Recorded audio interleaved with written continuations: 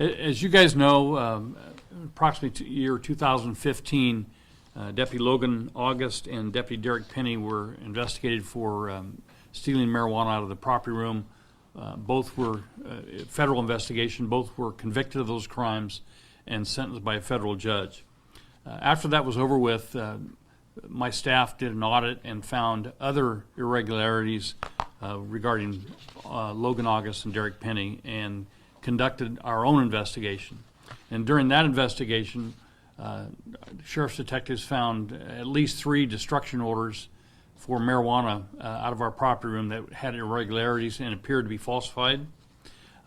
We did a little research, and there was 357 pounds of marijuana that had been removed for destruction by Logan August, and the destruction orders were signed off by Derek Penny.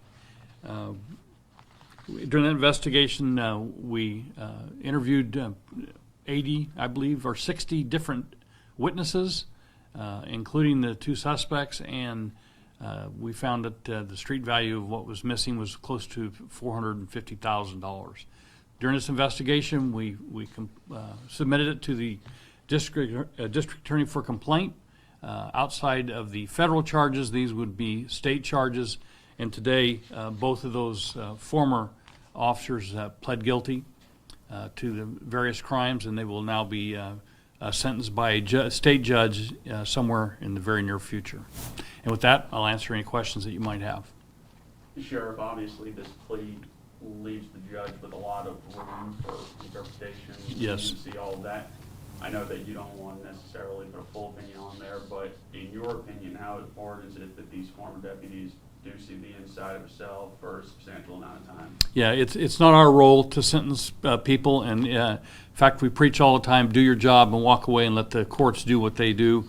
I certainly hope that the judge does the right thing and treats these 2 officers, former officers, as they should be treated, and give them the appropriate sentence. And I think that that will probably happen, whatever that might be. But it's not my role to sentence people.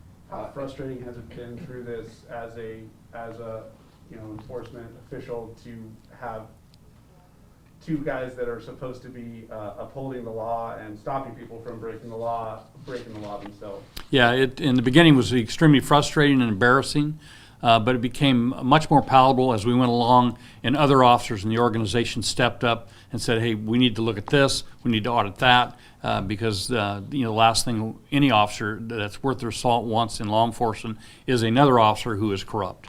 And so I became very proud of the organization. Sergeant Eric Levig was the chief investigator at the time. He's now Commander Levig in charge of a division.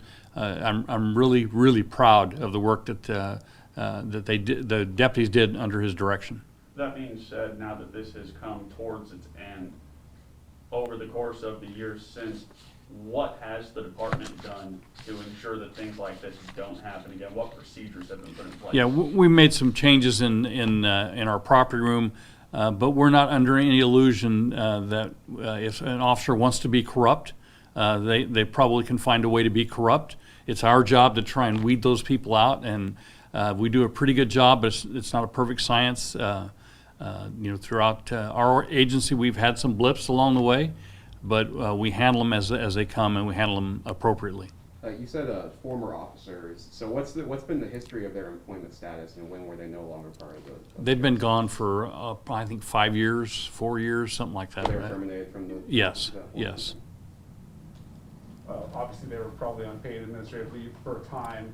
They were for a shorter time as we possibly could. We don't want to take someone off paid administrative leave until we have the evidence that they violated crimes and policies and procedures. And once we get to that point, we try and expedite the exit as quickly as we possibly can. And once convicted, these officers have no future in law enforcement anywhere?